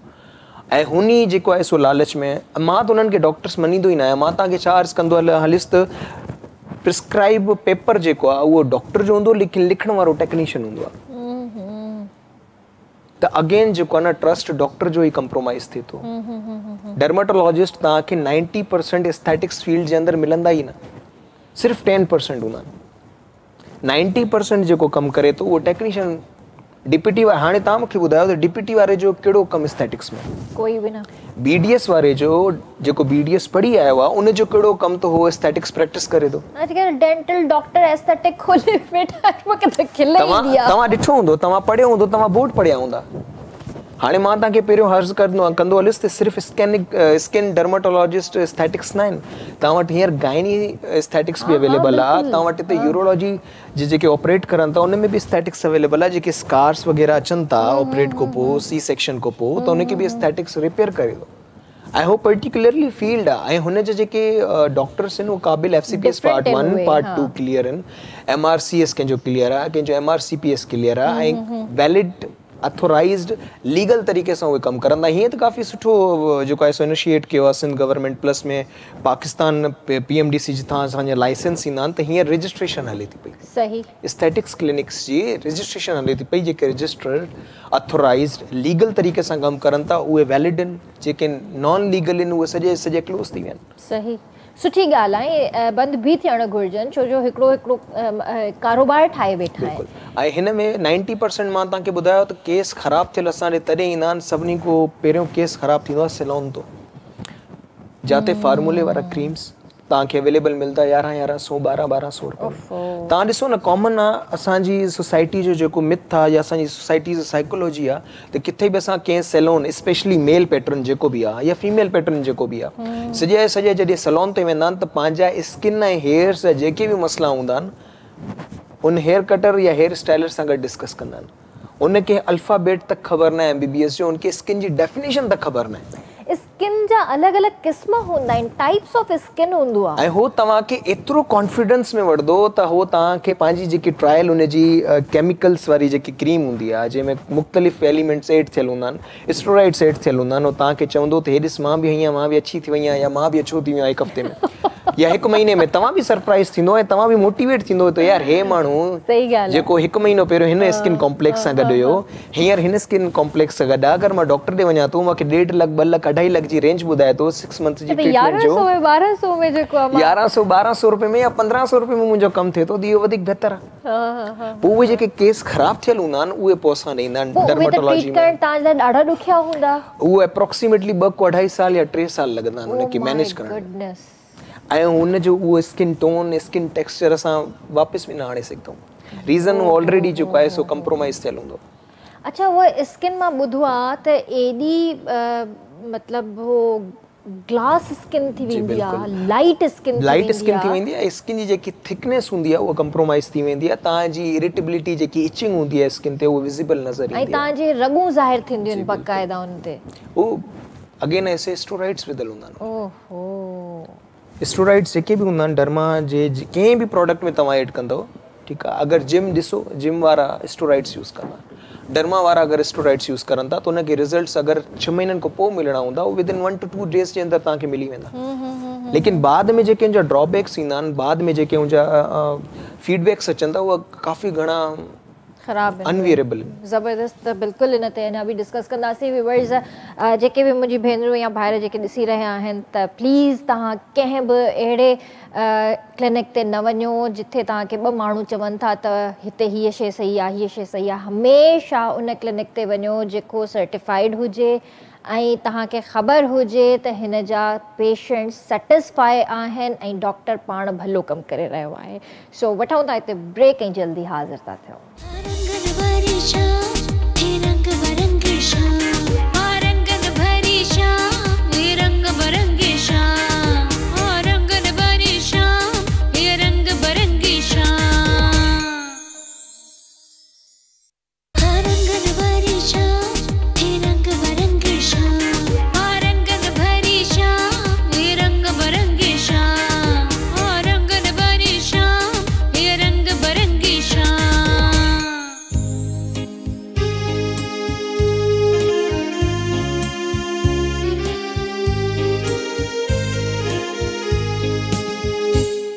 भलीकार कंदासीं रंगन भरी शाम में। सर हिन किताब जे हवाले सां तव्हां ॿुधाईंदा त ही किताब तव्हां कॾहिं लिखियो ऐं ही जेको आहे किताब हिन में कहिड़ियूं कहिड़ियूं अहिड़ियूं शयूं आहिनि जेकी असां पढ़ूं ऐं असांखे मदद मिले असांखे? बेसिकली ही किताब मुंहिंजो एजुकेशन पॉलिसीज़ इन Pakistan issues and challenges and implementation इन टॉपिक ते मुंहिंजी 2024 में PhD थीसिस हुई कराची यूनिवर्सिटी में जमा थिया, जंहिंजे बुनियाद ते मूंखे डॉक्टरेट जी डिग्री मिली। सही। पोइ हिनखे उहो जेका असांजो रिसर्च जो प्रॉपर फॉर्मेट हूंदो आहे जेको इंटरनेशनल लेवल ते या नेशनल लेवल ते वेंदो आहे ऐं सॼो तंहिंखां पोइ असांखे डिग्री मिलंदी आहे। पोइ हिनखे मां पंहिंजी जेका मुंहिंजी मैडम हुई डॉक्टर शगुफ्ता शहज़ादी साहिबा, dean faculty of education, x dean faculty of education, उन सां मशवरो करे असां गॾिजी वेही ॿ असांजा दोस्त हुया जेके बि PhD डॉक्टर आहिनि। पोइ उन्हनि सां बि मूं मशवरो कयो ऐं उन्हनि सां गॾिजी मतिलबु हीअ त असांजी जेका आहे सा पॉलिसीज़ आहिनि, पॉलिसीज़ तमामु सुठी शइ आहे।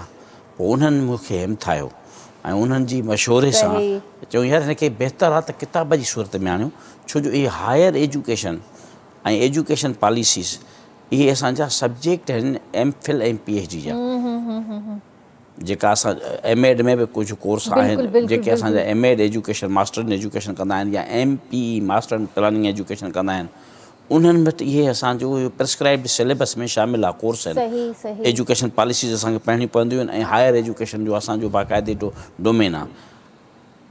उन जे लाइ तयारी करण जे लाइ असांजो हीअ किताबु ॾाढो मददगार उन्हनि दोस्तनि खे थींदो, छो जो हिन में असां एजुकेशन पॉलिसीज़ पाकिस्तान 1947 जी पहिरीं पॉलिसी आई, उन खां पोइ जेके हींअर ताईं असांजूं 10-11 पॉलिसी आयूं आहिनि उन्हनि सभिनी जी असां हिन किताब में जेका आहे साम्हूं एवेल्यूएशन कई आहे ऐं पंहिंजे तौर ते उन में इम्प्लीमेंटेशन में कहिड़ी कहिड़ी जॻह ते ड्रॉबैक्स आहे उहो पॉइंट आउट करण जी कोशिशि कई आहे। जेको तव्हांजो सुवाल त हिनखे लिखण जी ज़रूरत सिर्फ़ु इन जे करे पई त बेसिकली असांजो जेको एजुकेशन जेका असांजी आहे उन में असांजे उस्ताद जे लाइ असांजा 3 टर्मिनोलॉजी यूज़ थींदियूं आहिनि। हिकिड़ो प्रोस्पेक्टिव टीचर हूंदो आहे जेको असां BAd MAd कराए तयारु कंदा आहियूं मुस्तक़बिल जे लाइ, MPhil एजुकेशन वग़ैरह, त ही उन्हनि जे लाइ बि आहे। नंबर 2 उहो टीचर जेको ऑलरेडी टीचर आहे, त हिते हिन जी किताब में मां क्वांटिटेटिव ऐं क्वालिटेटिव रिसर्च असांजा ॿई पैराडाइम यूज़ थियल आहिनि हिन किताब में, त उन्हनि खे सम्झायो वियो आहे त क्वालिटेटिव हीअं थींदी आहे, क्वांटिटेटिव हीअं थींदी आहे। हुनजी जेका इंस्ट्रूमेंट आहिनि उहे हे इंस्ट्रूमेंट किताब में सम्झायल आहे त ही इंस्ट्रूमेंट असां यूज़ कया आहिनि particularly for analysing the data and particular in collecting the data, उहे असां हिन में सम्झाया आहिनि। अच्छा, ऐं टियों वरी असां वटि जेको वॾे में वॾो असांजो डोमेन आहे उहो आहे असांजो टीचर एजुकेटर, जेके असांखे BAd ऐं MAd में पढ़ाईंदा आहिनि। BAd ऐं MAd जा उस्ताद हूंदा आहिनि जेके BAd ऐं MAd पढ़ाईंदा आहिनि, उनखे असां टीचर एजुकेटर छॾींदा आहियूं, प्रोफेसर हूंदा आहिनि।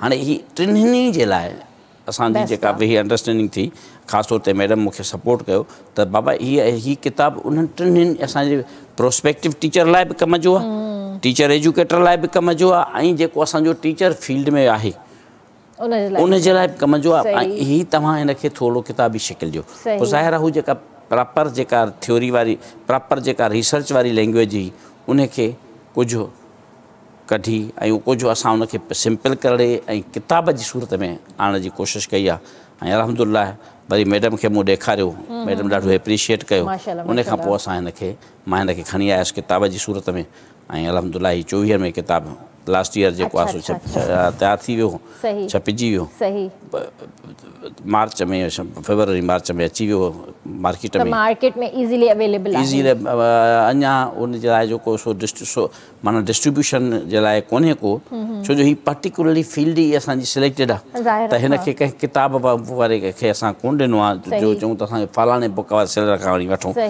फ़िलहालु असां वटि पंहिंजो पाण वटि ई आहे ऐं ख़ासि तौर ते असां गवर्नमेंट ऑफ सिंध खे मूं ॾिनियूं आहिनि कापियूं, त उहे शायदि असां जूं निकिरी वञनि ऐं उहे पंहिंजे कॉलेज ऑफ एजुकेशन आहिनि या असांजा जेके ॿिया इदारा एलिमेंट्री कॉलेजिस आहिनि उन्हनि खे मोकिलनि। ऐं जेकॾहिं कोई पाण पढ़ाई करे रहियो आहे, एमएड करे रहियो आहे, उहो मुंहिंजो फ़ोन नंबर लिखियलु आहे हिन ते ऐं मुंहिंजो ईमेल एड्रेस लिखियलु आहे, उनखे असां ॾेई ईंदासीं, पहुचाईंदासीं, जिथे चई उन पहुचाईंदासीं, बाय पोस्ट मोकिले ॾींदासीं। छो जो हीअ दिलचस्पी जी ॻाल्हि आहे, हीअ आहे बेसिकली हर माण्हूअ जी कहाणी जो किताबु हूंदो आहे या शाइरी जो किताबु हूंदो आहे, उहो ही शइ आहे कोन। अच्छा, वरी ॿियो ही लैंग्वेज बैरियर आहे, ही इंग्लिश में लिखियलु आहे, छो जो थीसिस जेका मुंहिंजी PhD जी उहा बि इंग्लिश में ई, त पोइ हाणे ज़ाहिर आहे हिनखे वरी जेकॾहिं मूंखे दोस्तनि हिकु अधु फरमाइश बि कई आहे त इनखे तव्हां सिंधीअ में बि ट्रांसलेट करायो, ऐं इहो सिंधीअ में बि ट्रांसलेट करायो त थी सघे थो जेके असांजा टीचर्स अंग्रेज़ी में न सिंधी में पढ़नि था, सिंधी में पढ़ी सघनि।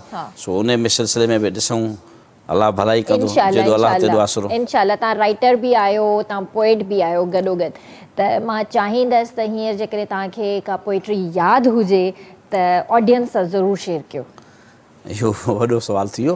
बेसिकली जेको असांजो मां मेंटली ऐं फिज़िकली शाइरी जे हवाले सां तयारु कोन थी आयो हुउसि, इन जे करे हाणे हिकिड़ो 4 सिटो हिकिड़े कैफ़ियत हुई, जी जी, कंहिं संगत में वेठा हुआसीं त उते जी कैफ़ियत जो हिकिड़ो पोइ उते वेठे वेठे हिकिड़ो 4 सिटो मूं संगत खे ॿुधायो, जेको संगत उन वक़्त में ॾाढो एप्रिशिएट कयो।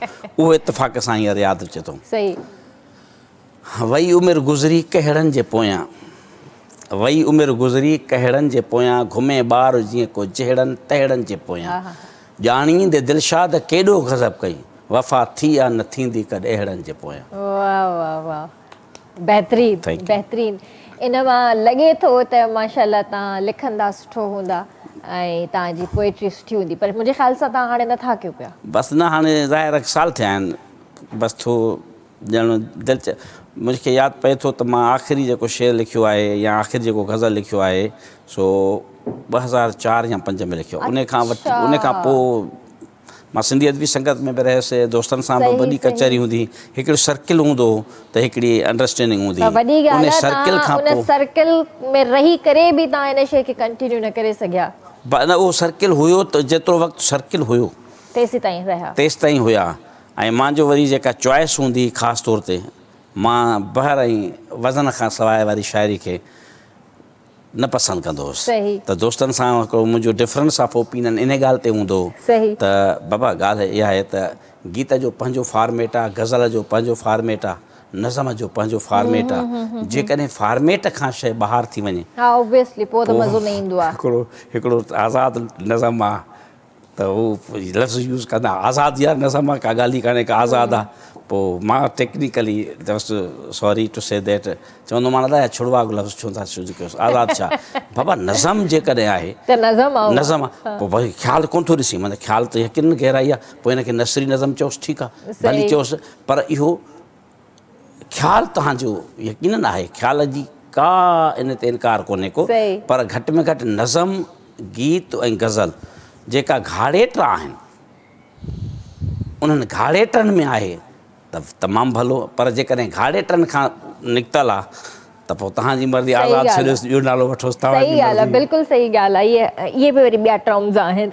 सो डॉक्टर साहब, तव्हां ज़रूरु असांखे इहो बि ॿुधायो त अॼुकल्ह असां सोशल मीडिया ते, टिकटॉक ते, इंस्टाग्राम ते, स्नैपचैट ते असां 2-3 शयूं ॾिठियूं आहिनि, मोनो थ्रेड्स ॾिठा आहिनि, बुटॉक्स ॾिठा आहिनि, त इहे थोरो असांखे ॿुधायो त छा आहिनि इहे? अच्छा, हिन में इहो आहे त फेस ते झुरियूं अचनि थियूं, फॉरहेड ते झुरियूं अचनि थियूं या नेक लाइन ते झुरियूं अचनि थियूं, त स्पेशली फीमेल्स जेके पाकिस्तानी इंडस्ट्री में आहिनि या इलीट क्लास में आहिनि या रॉयल क्लास में आहिनि, उहे चवंदियूं आहिनि त उनजी उहे नज़र न अचनि। मेकअप केतिरो बि लेडीज़ करे या फीमेल करे त उन शयुनि खे हाइड नथी करे सघे, त उन में हे कुझु प्रोसीजर्स ईंदा आहिनि जेके तव्हांजी जेकी जॉश लाइन आहे उनखे थोरो सो शार्प कंदा आहिनि, तव्हांजे फेस खे थोरो थिन ॾेखारींदा आहिनि, प्रेज़ेंट कंदा आहिनि, ऐं तव्हांजा जेको आहे सो फीचर्स जेके उहे इनहांस कंदा आहिनि, जंहिंमें सभिनी खां पहिरियों ईंदो आहे मोनोथ्रेड्स। मोनोथ्रेड्स हिकिड़े क़िस्म जा थ्रेड्स फाइबर्स हूंदा आहिनि, ठीकु आहे, जेके असां जेको आहे सो जा जी जेकी शेप हूंदी आहे उन में असां इंजेक्ट करे उन्हनि खे 2 महीना छॾींदा आहियूं, त हू 2 महीननि खां पोइ पंहिंजो रिज़ल्ट्स आणणु शुरू कंदा आहिनि। मोस्टली जेके PRP नथा कराइनि या PRGF नथा कराइनि, जंहिं हेयर ट्रांसप्लांट कराइण खां पोइ बि उन्हनि जा वार जेको आहे सो उहे थिन नज़र अचनि था, लाइक उन्हनि जे विच में गैप आहे, त उन गैप खे कवर करण जे लाइ बि असां मोनोथ्रेड्स यूज़ कंदा आहियूं। मोनोथ्रेड्स छा कंदो आहे, सिंपली तव्हांजी स्किन खे जेको आहे सो स्टिच कंदो आहे, छिकींदो आहे, ऐं 2 जेको फॉलिकल्स जे विच में जेको गैप आहे उहो ऑटोमेटिकली जॾहिं बंदि थिए थो पियो त पोइ जेको हेयर ट्रांसप्लांट बि आहे या जंहिंजा वार थिन बि आहिनि उहे थोरा थिक ऐं वॉल्यूम वारा नज़र अचणु शुरू थी वेंदा आहिनि। इन जो वरी अल्टरनेट जेको आहे सो बुटॉक्स आहे, बुटॉक्स इंजेक्शन्स हूंदा आहिनि, ठीकु आहे। बुटॉक्स इंजेक्शन्स जेके आहिनि तव्हांजे फेस जी जेकी शार्पनेस आहे या तव्हांजो जेको फेस जो कट आहे या सिंपली तव्हां चइजे तव्हांजे फेस खे थोरो सो बोल्ड ऐं इनहांस करेक्टर ॾियनि था, उन जा बि डिफरेंट पैटर्न्स हूंदा आहिनि, डिफरेंट एंगल्स हूंदा आहिनि ऐं डिफरेंट लोकेशन्स ते उहे बोटॉक्स जेके आहे कमु कंदा आहिनि। फॉर एग्ज़ाम्पल चीक फिलर्स हूंदा आहिनि, आईलिड्स फिलर्स हूंदा आहिनि, तव्हांजा जेको आहे सो जॉ फिलर्स हूंदा आहिनि, लिप फिलर्स हूंदा आहिनि या नेक फिलर्स हूंदा आहिनि। इहे डिफरेंट कैटेगरीज़ ईंदियूं आहिनि जेके असां सिंपली चवंदा आहियूं त बाबा बोटॉक्स आहे या पोइ मोनोथ्रेड्स आहिनि। फॉर एग्ज़ाम्पल कंहिंजो स्किन जेको आहे सो काफ़ी थिन थी वियो आहे, लाइक स्किन जेको आहे सो सिंधी में चइजे त लटके थी पई, उनखे थोरो बूस्ट करण जे लाइ, उनखे थोरो पंप आउट करण जे लाइ असां बोटॉक्स इस्तेमालु कंदा आहियूं। ऐं मोनोथ्रेड्स असां वरी ॿिन्हिनि टर्म्स में यूज़ कंदा आहियूं, स्कैल्प जे अंदरि बि ऐं स्किन जे अंदरि बि। जॾहिं स्किन टाइट थींदी आहे, स्किन स्ट्रिच थींदी आहे, हाइफू अगरि कोई नथो कराइणु चाहे त हाइफू हिकिड़ी मशीन सां थींदो आहे जेको हिकिड़ो अलॻि प्रोसीजर आहे लेकिन सेम पैटर्न थींदो आहे। फॉर एग्ज़ाम्पल हींअर असां वटि CO2 मशीन अवेलेबल आहे जेके एक्नी खे बि ट्रीट करे थी, टू टोन स्किन खे बि ट्रीट करे थी, पिगमेंटेशन खे ट्रीट करे थी। मोनोथ्रेड्स खां वरी एडवांस टेक्नोलॉजी आहे, लेकिन हो आहे ज़ाहिरी ॻाल्हि आहे हाणे उनजी मशीन काफ़ी घणी एक्सपेंसिव आहे, उनजा रिज़ल्ट्स काफ़ी घणा सुठा आहिनि, त हो क्रॉस मार्जिन में पेशेंट खे नथो अचे, त हो पोइ डाइवर्ट थींदो आहे मोनोथ्रेड्स ते, सेम बोटॉक्स ते। सही। त ये बोटॉक्स ऐं फिलर्स वारा जेके पेशेंट्स आहिनि, पेशेंट्स त न चइजनि, जेके शौक़ीन आहिनि, जी बिल्कुलु, इहे पोइ इन्हनि खे वरी पोइ प्लास्टिक सर्जन्स कीअं था ॾिसनि पिया? अच्छा, हिन में इहो आहे तव्हांखे मां गाइड कंदो हलंदुसि त उहे माण्हू जेके टेक्नीशियन्स जी पिड़ चढ़िया, डॉक्टर्स जे न, जेके टेक्नीशियन्स जी पिड़ चढ़िया, उन्हनि जा ग़लति मोनोथ्रेड्स विधा ऐं मोनोथ्रेड्स विझण खां पोइ रियली मसाज न कबो आहे, स्कैल्प जो हुजे या फेस जो हुजे। उन्हनि अगरि उहो मसाज करे उन फाइबर्स खे अंदरि ई भञे छॾियो त उहो ज़ाहिरी ॻाल्हि आहे उनजो ड्रॉबैक्स ईंदा। पोइ उहे फिलर्स या जेके मोनोथ्रेड्स आहिनि उहे सर्जरी पैटर्न जे थ्रू रिमूव थींदा, पोइ उहे केस ख़राबु थियल हूंदा आहिनि एस्थेटिक्स जे थ्रू ऐं उहे रिकमेंड थींदा आहिनि पोइ सर्जन्स ॾे। माइक्रो नीडलिंग छा आहे पोइ? माइक्रो नीडलिंग हिकिड़ी अलॻि शइ आहे। माइक्रो नीडलिंग हिकिड़ो डॉक्टर्स पेन हूंदी आहे जंहिंमें हिकिड़ी पतली निडल हूंदी आहे, उहा जेको आहे सो तव्हांजे जेके पोर्स आहे उनखे ओपन कंदी आहे। हिकिड़ो वॉल्यूम रखियलु हूंदो आहे, उन ते असां उन स्पीड ते उनखे हलाईंदा आहियूं, प्लस में असां तव्हांजी पहिरें फेस खे नमिंग ॾेई करे, फेस खे नम करे पोइ उनखां पोइ असां तव्हांजो प्लाज़्मा कढी करे, प्लाज़्मा मथां असां हारींदा वेंदा आहियूं, मथां असां माइक्रो नीडलिंग पेन हलाईंदा वेंदा आहियूं। उहो तव्हांजी फेस जी जेको आहे सो सर्कुलेशन, ब्लड सर्कुलेशन खे इनहांस कंदो आहे, तव्हांजी डेड स्किन खे रिमूव कंदो आहे, टू टोन स्किन हुजे या पिगमेंटेड स्किन हुजे उनखे रिमूव आउट कंदो आहे। उनजो त को साइड इफेक्ट कोन्हे, लेकिन उनजो क्योर इहो आहे त 2 ॾींहंनि ताईं असां हुन माण्हू खे कोशिशि करे अवॉइड कंदा आहियूं त सन रेडिएशन्स में न वञे, यानी किचन में बि न वञे, कुकिंग बि न करे। किचन त वञी सघे थो, लाइक कुकिंग अगरि 2-3 घंटा करे थी त उन ऑब्वियसली आहे कि उनखे असां मना कंदासीं, बट सिंपल घर जो कमु करे सघे थी, सिर्फ़ु 2 डेज़ जो जेको आहे उन में क्योर हूंदो आहे, लेकिन उनजा जेके रिज़ल्ट्स आहिनि इलाही घणा सुठा हूंदा आहिनि। अच्छा, इन्हनि शयुनि खे ज़ाहिर आहे मेंटेन बि करिणो आहे, त डस्ट खां बि बचाइणो हूंदो ज़ाहिर आहे। मेन शइ आहे डस्ट। पोर्स तव्हांजा ब्लॉक थींदा, तव्हांखे एक्नी थींदी। अगर तव्हां स्किन खे हाइड्रेटेड नथा रखो, स्किन खे लाइक डिटॉक्स नथा रखो, अगर तव्हां स्किन जे मथां ट्रायल फेस वॉश, सन ब्लॉक्स ऐं प्लस में लेडीज़ छा कराईंदियूं त इहे प्रोसीजर कराए पंहिंजो मेकअप जी जान न छॾींदियूं, हेवी बेसिस जेके आहिनि उहे अप्लाई कंदियूं आहिनि, उहे वरी पोर्स बंदि थींदा आहिनि, वरी पोर्स ब्लॉक थींदा आहिनि, वरी उहा सिस्टिक एक्नी हूंदी आहे, रोलिंग एक्नी हूंदी आहे, पोस्ट्यूल्स ठहंदा आहिनि, डिफरेंट टाइप्स जी एक्नीस हूंदियूं आहिनि। पोर्स खुलियल हुजनि उहे वधीक सही आहे या बंदि हुजनि उहे वधीक सही आहे? ॾिसो, स्किन जेको आहे न पंहिंजे पैटर्न जे हिसाब सां पोर्स खे खोलींदी आहे, बंदि कंदी आहे। अगरि तव्हां हीट वेव्स ॾियो था, स्टीम वाटर ॾियो था, तव्हांजे पोर्स खुली वेंदा, तव्हां पोइ ब्लैक हेड्स ऐं वाइट हेड्स रिमूव करे छॾंदो ऐं आइसिंग ते तव्हांजा स्पोर्स जेके हूंदा आहिनि उहे बंदि थी वेंदा। त स्किन जो अलाह पाक टेक्सचर ईअं ठाहियो आहे त उनखे पंहिंजे ज़ोन जे हिसाब सां असांखे हलाइणु घुरिजे, यानी हू बि हिकिड़े क़िस्म जो साथ ई खणे न। बिल्कुलु। ऐं मेन जेको आहे न, इहे जेके लोकल कॉस्मेटिक्स प्रोडक्ट्स जेके लेडीज़ इस्तेमालु कंदी आहे, जेके तव्हांजा इहे मेकअप जे जेके बि प्रोडक्ट्स आहिनि, उहो अगरि लाइक असां इहो चवंदा आहियूं त पहले मॉइस्चराइज़र हणी करे, सन ब्लॉक स्टैंडर्ड कंहिं बि सुठी डर्मा कंपनी जो हणी करे पोइ तव्हांखे जेको बि, हा बिल्कुलु, तव्हांखे जेको बि कॉस्मेटिक प्रोडक्ट पंहिंजी स्किन जे मथां यूज़ करिणो उहो यूज़ कयो। उनखां पोइ जेको तव्हांजो इवेंट आहे, प्रोग्राम आहे या कोई बि फंक्शन आहे, उनखां पोइ जेको आहे तव्हां पंहिंजी स्किन खे प्रॉपर तरीक़े सां वॉश करे उन जेको बि कॉस्मेटिक प्रोडक्ट आहे उनखे रिमूव करे वापसि स्किन खे विटामिन C सां या जेके कोलेजन बूस्टर्स ईंदा आहिनि ड्रिंकेबल या जेके सीरम्स ईंदा आहिनि हणण वारा, उनखे हणी करे एटलीस्ट उनखे थोरो रिलैक्स त रखो। छो करे तव्हांजी रूटीन एॾी ठहियलु आहे त तव्हां अगरि डेली कॉस्मेटिक प्रोडक्ट यूज़ करो था त तव्हांजी स्किन अंडरस्टूड आहे तुंहिंजे मथां रिएक्ट आउट कंदी। जॾहिं उहो रिएक्ट कंदी आहे त टू पिगमेंटेशन स्किन थी वेंदी आहे, सिवियर सिस्टिक एक्नीज़ ॾिठियूं आहिनि मां फीमेल्स खे, ऐं उहे ईज़िली न वेंदियूं आहिनि। ऐं रियरली उहे सिस्टिक एक्नी वारी जेके पेशेंट्स हूंदियूं आहिनि उहे PCOS बि कैरी कंदियूं आहिनि। त असांखे हुन हिस्ट्री खे हुन शइ खे बि लुक आफ्टर करणो पवंदो आहे। सही सही सही मतलब इलाही शयूं आहिनि जिन खे हर औरत फेस करे रही आहे, सिर्फ़ु औरत न मर्द बि फेस करे, तो मर्दनि खे बि एक्ने जी बिल्कुलु बिल्कुलु ॾाढी थिए थी। जीअं हो छोकिरो जवान थिए थो 18 सालनि जी उमिरि ताईं, हुनखे त मुंहिंजे ख़्याल में 22 सालनि ताईं एक्नी थिए थी। ऐं अॼुकल्ह बेक एक्नी थींदी आहे, फेस एक्नी थींदी आहे, ॾाढी ॾाढी एक्नी थी रही आहे। लिटरली मां पंहिंजे भाणेजनि खे ॾिठो आहे, वेचारनि जा मुंह भरिया पिया यंग एज में ना वो मां तव्हांखे ॿुधायो न फार्मूला क्रीम्स, न कॾहिं बि न रियरली उनको को बि न बचंदो आहे, अमूमन न हुजे। हाणे तव्हां फॉर एग्जांपल फार्मूला क्रीम त परे जी ॻाल्हि, लोशन बि कोन हणंदा आहिनि। ही क्रीम्स जेके आहे घर न खणी अचनि बि न, असां सैलून्स ते वेंदा आहियूं अमूमन, असां इवन असां पाण डॉक्टर्स बि छो न हुजूं, यार अॼु ॾींहं जो ॾियारो आहे, कल्ह ईद आहे, असांजी ईदी करा, हिकिड़ो हाइड्रा फेशियल करा, या हिकिड़ो फेशियल करा, या हिकिड़ी क्लींजिंग करा। सैलून्स वारा ईअं ई कंदा हुआ, सैलून्स वारा ईअं ई कंदा हुआ। तव्हांजी इंस्पिरेशन केरु रहिया आहिनि? अच्छा मैडम, हिन में इंस्पिरेशन मुंहिंजी जेके आहिनि 4 को 5 मुंहिंजा जेके डॉक्टर्स आहिनि, मुंहिंजा उस्ताद आहिनि, उहे रहिया आहिनि जंहिं मूंखे लाइक सम्झायो पढ़ायो। जनरल मेडिसिन में असांजा हींअर जेको पहिरियों नालो मां तव्हांखे ॿुधाए चुकोसि त डॉक्टर आबिद साहब आहिनि, हींअर सोशल हॉस्पिटल लांडी में कमु करे रहिया आहिनि, head of department in general medicine जा। उहो सर लियाकत नेशनल में बि हूंदा आहिनि, ट्रेन ई हुते बि सर्व करनि था। उहा इलाही घणी मुंहिंजी इंस्पिरेशन आहे। जेकी मैनेजमेंट स्किल्स आहिनि, मेन डायग्नोस्टिक जेके डिफरेंशियल डायग्नोसिस कीअं कटिजे, डायग्नोसिस कीअं कटिजे, मैनेजमेंट कीअं कजे, पेशेंट खे मैनेज कीअं कजे, इवन क्रिटिकल पेशेंट हुजे या नॉर्मल पेशेंट हुजे, उहो साईं जन को मां सिखियो। उनको अलावा जेको आहे सो डॉक्टर याया साहब आहिनि, उहे बि हेड ऑफ डिपार्टमेंट आहिनि, इहे सोशल हॉस्पिटल लांडी में कमु करे रहिया आहिनि। उन्हनि को वरी असां इहो सिखियोसीं त पेशेंट खे कम्युनिकेशन वे सां कीअं टैकल आउट कजे, कम्युनिकेट करे उनकी हुनजी बीमारी जे हवाले सां कीअं ॿुधायो वञे, छो जो करे रियरली पेशेंट पैनिक बि थी वेंदो आहे त मूंखे अलाए छा आहे।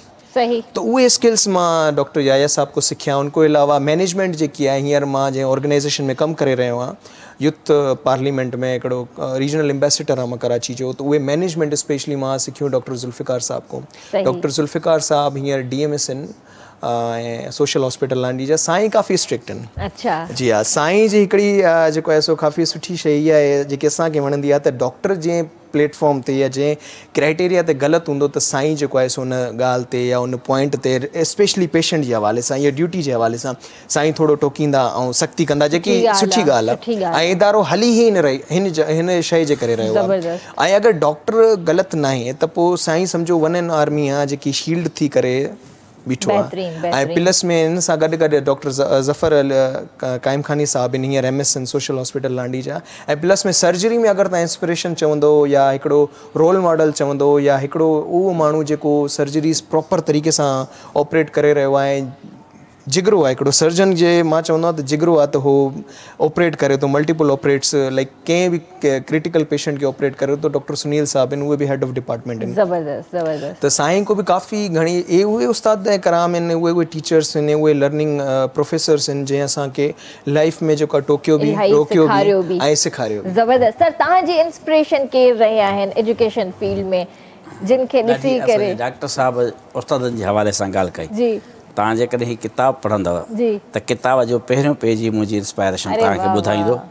हीअ मुंहिंजी सॼी जेका थीसिस आहे, सॼो किताबु हो डेडिकेट थियल आहे मुंहिंजे प्राइमरी टीचर खां वठी मुंहिंजा PhD जे उस्तादनि ताईं, समूरनि उस्तादनि खे मां नालो लिखियो आहे। मां प्राइमरी टीचर खां वठी पंहिंजे PhD टीचर ताईं उन्हनि समूरनि उस्तादनि जा नाला लिखिया आहिनि। मां तव्हांजी ॻाल्हि कटियां थो, माज़रत, उस्ताद कॾहिं बि यूट्यूब नथो थी सघे, न कॾहिं बि न, कतन न, इंस्टाग्राम नथो थी सघे। एग्रीड, बिल्कुलु सही। ख़ासि तौर ते हाणे जेकॾहिं असां वेही स्पेशलाइज़ेशन जी ॻाल्हि कयूं त यकीनन प्राइमरी टीचर जो वॾो क्रेडिट आहे। सर बिल्कुलु उन प्राइमरी टीचर खां वठी मां हाणे ज़ाहिर असां जॾहिं स्कूल में वञूं था त असांखे 15 टीचर पढ़ाइनि था, त उन्हनि में त 1-2 थी सघे थो, पर प्राइमरी त असां वटि सिंगल यूनिट पर पहिरियों दर्जो बि उहो पढ़ाईंदो, ॿियो बि उहो पढ़ाईंदो, टियों बि उहो पढ़ाईंदो, चोथों बि उहो पढ़ाईंदो। 1 यूनिट 1 स्कूल आहे, असां उन स्कूल में पढ़िया आहियूं।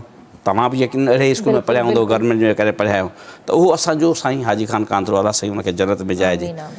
मूं पहिरीं नालो साईं जो लिखियो आहे। उनखां पोइ मुंहिंजी आख़िरी जेका मुंहिंजी PhD थीसिस आहे मैडम डॉक्टर शगुफ्ता शहज़ादी।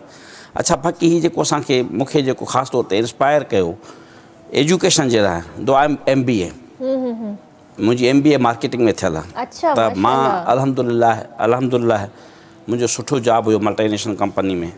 पर जीअं सिंधी में चइबो आहे न त हिकिड़ो मजबूरी मां उस्तादु थियो न, मां मजबूरी में उस्तादु कोन थियुसि। मां बाय चॉइस न पर बाय चांस न पर बाय चॉइस टीचर थियुसि।